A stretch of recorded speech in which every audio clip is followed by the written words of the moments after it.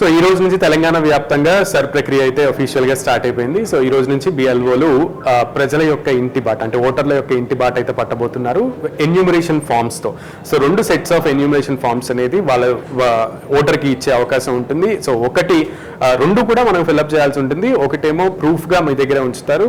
After enumeration మొత్తం complete అయిన తర్వాత, వాలిడేషన్ కంప్లీట్ అయిన తర్వాత బిఎల్ఓ ఈ ప్రక్రియ మొత్తంలో కూడా 2 నుంచి 3 సార్లు మీ వద్దకు వచ్చేటువంటి అవకాశం ఉంటుంది.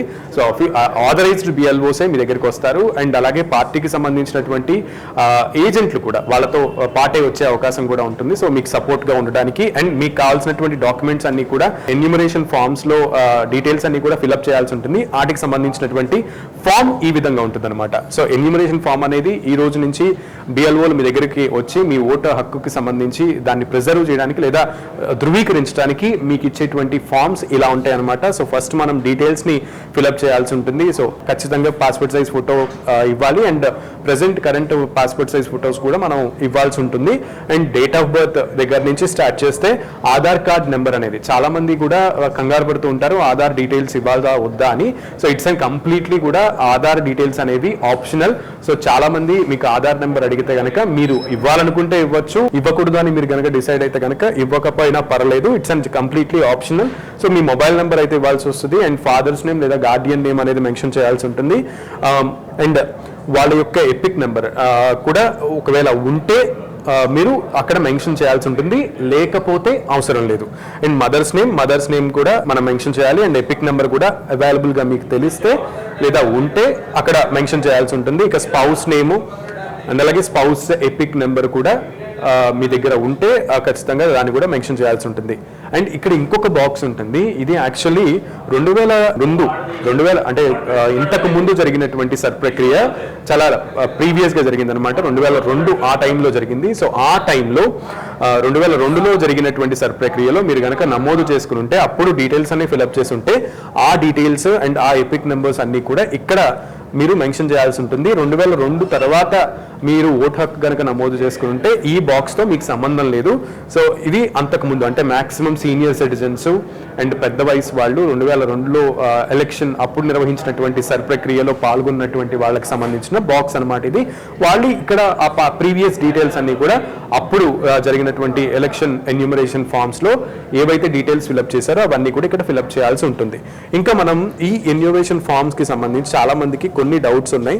అవేంటంటే ఎవరెవరు ఏ డాక్యుమెంట్స్ మనం ఇవ్వాలి, ఏ డాక్యుమెంట్స్ ప్రొడ్యూస్ చేయాలి అనే విషయాల్లో చాలా మంది కన్ఫ్యూజ్ అవుతూ ఉంటారు. జనరల్ గా 1987 కంటే ముందు గనక మీరు జన్మించినట్టయితే please provide any document for self for the list given below establishing the date of birth or place of birth. So ఏ డాక్యుమెంట్ అయినా పర్లేదు, ఆ డాక్యుమెంట్ లో లైక్ 10th మార్క్ లిస్ట్ అనుకోండి లేదా డేట్ ఆఫ్ బర్త్ సర్టిఫికేట్ అనుకోండి. అందులో ఏంటంటే మీరు ఎక్కడ పుట్టారు, ఎప్పుడు పుట్టారు అనేది ఖచ్చితంగా ఆ సర్టిఫికేట్ లో ధృవీకరించాల్సి ఉండాలన్నమాట. సో 1987 కంటే ముందు పుట్టిన వాళ్ళు అంటే ఆల్మోస్ట్ సీనియర్ సిటిజన్స్ వాళ్ళకి ఈ విషయం ఇదవుతుంది అనమాట. అంటే 50 ఇయర్స్ అటు ఇటుగా ఉంటారు, 55 ఇయర్స్ ఉన్న వాళ్ళకి మాత్రమే. సో 45-50 ఇయర్స్ దాటిన వాళ్ళందరికీ కూడా జస్ట్ ఒక డేట్ ఆఫ్ బర్త్ సర్టిఫికేట్ ఉంటే సరిపోతుంది. అండ్ ఇంకా మీరు కనుక 1987 నుంచి 2004 లోపు కనుక మీరు జన్మించినట్టయితే కనుక సో మీరు ఒకటి ఖచ్చితంగా డేట్ ఆఫ్ బర్త్ కానీ ప్లేస్ ఆఫ్ బర్త్ కానీ సర్టిఫికేట్ ఏవైతే ఆ రెండింటిని కూడా ఎస్టాబ్లిష్ చేసిందో ఆ సర్టిఫికేట్ ఇవ్వాల్సి ఉంటుంది. అయితే మార్క్స్ లిస్ట్ లేదా డేట్ ఆఫ్ బర్త్ సర్టిఫికేట్ ఇలా కొన్ని ఉంటాయి కదా, అలాంటివి ఆ సర్టిఫికేట్స్ ఇవ్వాల్సి ఉంటుంది. ఓటర్ ఐడి లేదంటే పాస్పోర్ట్ గానే సరిపోతుంది.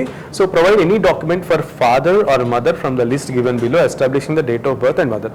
మీ యొక్క తల్లిదండ్రుల్లో ఎవరో ఒకరిది ఖచ్చితంగా డీటెయిల్స్ అండ్ అలాగే వాళ్ళ యొక్క సర్టిఫికేట్ కూడా మీరు పొందుపరచాల్సి ఉంటుంది ఈ విషయంలో. అండ్ మీరు కనుక 2004 తర్వాత మీరు పుట్టినట్లయితే సో మీరు ఖచ్చితంగా ఒక డేట్ ఆఫ్ బర్త్ సర్టిఫికేట్ లేదా place of birth certificate confirm చేసేటువంటి ఒక ఆథరైజ్డ్ సర్టిఫికేట్ కంపల్సరీ మీరు ప్రొడ్యూస్ చేయాల్సి ఉంటుంది. సో ఈ ఏజ్ లో పుట్టిన వాళ్ళకి ఇప్పటికే 10th క్లాస్ కంప్లీట్ అయి ఉంటుంది కాబట్టి వాళ్ళు 10th సర్టిఫికేట్ అనేది ఖచ్చితంగా ప్రొడ్యూస్ చేస్తే సరిపోతుంది ఆ అంశంలో. అండ్ తర్వాత పేరెంట్స్ యొక్క ఎవరో ఒకరిది ఫాదర్ది అండ్ మదర్ది ఇద్దరిది కూడా place of birth date of birth రెండింటిని కూడా ధృవీకరించేటువంటి ఒక సర్టిఫికేట్ అనేది ప్రొడ్యూస్ అడిషనల్ గా 2 కూడా యాడ్ చేయాల్సి ఉంటుంది.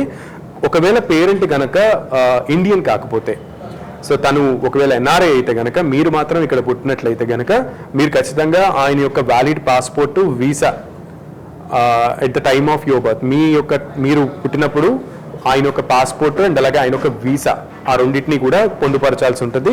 సో ఆ రెండింటిని అటాచ్ చేయాలి. సో ఇండియా బయట కనుక మీరు పుట్టినట్లయితే కనుక ఆ ప్రూఫ్ ఆఫ్ బర్త్ రిజిస్ట్రేషన్ని మీరు ఇండియన్ మిషన్ అబ్రాడ్ అనేటువంటిది ఇష్యూ చేస్తూ ఉంటుంది బర్త్ రిజిస్ట్రేషన్ని. సో అది మనం ఖచ్చితంగా ఇక్కడ అటాచ్ చేయాల్సి ఉంటుంది.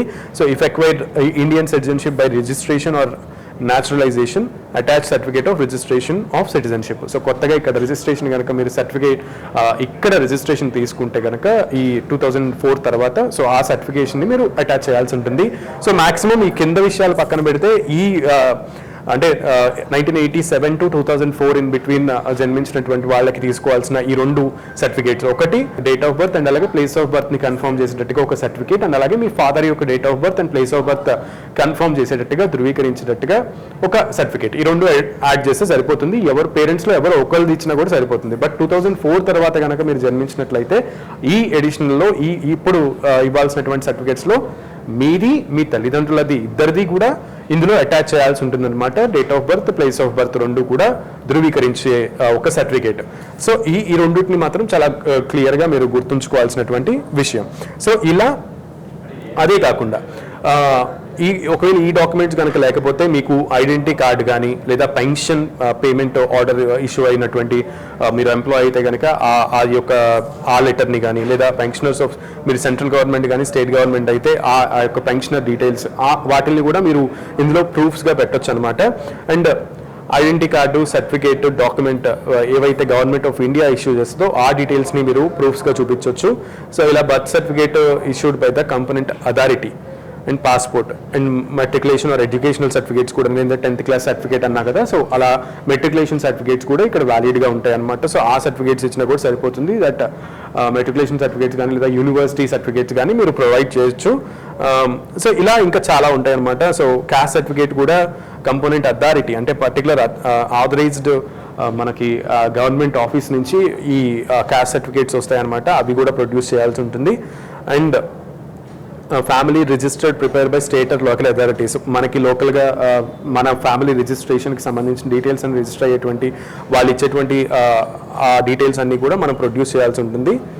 అండ్ సో మనకి ఏమన్నా గవర్నమెంట్ నుంచి మనం ఏమన్నా భూమి కనుక పొందుంటే ఆ డీటెయిల్స్ని కూడా మనం ఇందులో పొందుపరచాల్సి ఉంటుంది అనమాట. అండ్ ఆధార్కి సంబంధించి అనెక్స్చర్ 2లో ఉంటుంది. సో అక్కడ మనం దానికి సంబంధించి Aadhaar the commissions directions issued vide letter number అనేది ఒకటి ఉంది. సో ఇది వాళ్ళు మీకు క్లియర్గా చెప్తారు. And extract of the electoral roll of Bihar sir with reference to, ఇది వేరే అంశం. బీహార్కి సంబంధించిన అంటే ఇవన్నీ కూడా దానికి సంబంధించి లాస్ట్ టైం చేసినటువంటి బీహార్కి సంబంధించిన విషయం.